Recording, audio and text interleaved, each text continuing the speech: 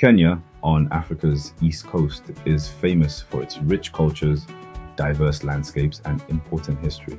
Known as a center for trade and migration, Kenya has seen it all, from ancient communities and trade routes to colonial rule and a hard-fought independence. Today, it's one of Africa's most influential countries in both politics and the economy. Kenya is often called a cradle of humankind because some of the oldest human remains were found here, including the famous Turkana Boy. Over time, different groups like the Cushitic and Nilotic speaking peoples migrated to Kenya, creating a diverse social fabric that is still vibrant today. Before colonization, Kenya was home to many communities like the Kikuyu, Luo, Luya, and Maasai. Each group had unique lifestyles, some focused on farming, others on trade or cattle herding. By the 8th century, the Swahili Coast had become a major trade hub, linking Africa with Arabia, Persia, and India. This trade also brought Islam, which greatly influenced Swahili culture.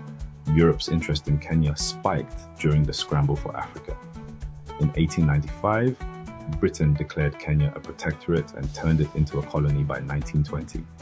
They built a railway from Mombasa to Lake Victoria, allowing for European settlement and control.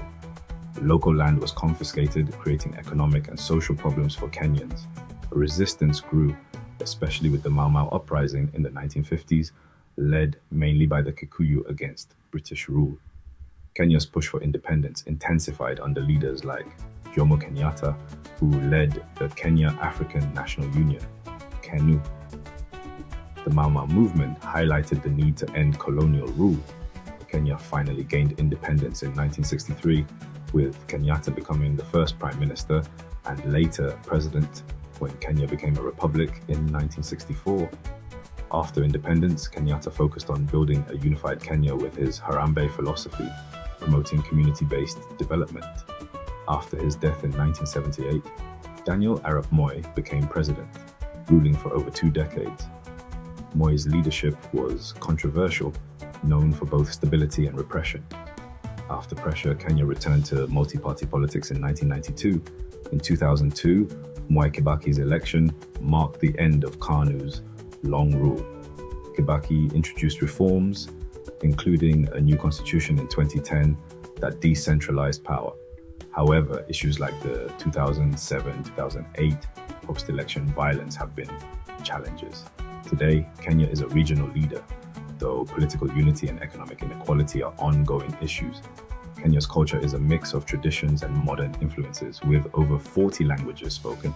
The diversity is clear in its music, dance, and art.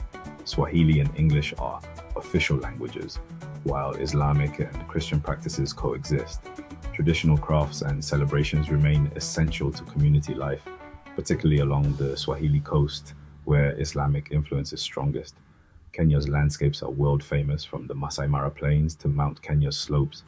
This diversity brings wildlife tourism to national parks like Tsavo, Amboseli, and the Maasai Mara, supporting both the economy and Kenya's conservation efforts. Some of Kenya's most influential figures include Jomo Kenyatta, the country's first president and independence leader, Daniel Arap Moi, the second president, and Nobel Peace Prize winner Wangari Maathai, an environmental activist known worldwide. Kenya plays a strong role in East Africa and beyond, hosting United Nations offices and participating in peacekeeping missions. It attracts investment from Western countries and China, benefiting from its strategic location. Kenya's journey from ancient human history to modern statehood shows its resilience and cultural richness. With its legacy of trade, independence, and democracy, Kenya remains an influential nation, facing its challenges while holding an important role in Africa and globally. Thank you for exploring this diverse and historic nation with us as we continue to explore the rich tapestry of Africa's nations. Subscribe, share, and embark on this journey of discovery with us. Until next time, keep exploring, keep dreaming.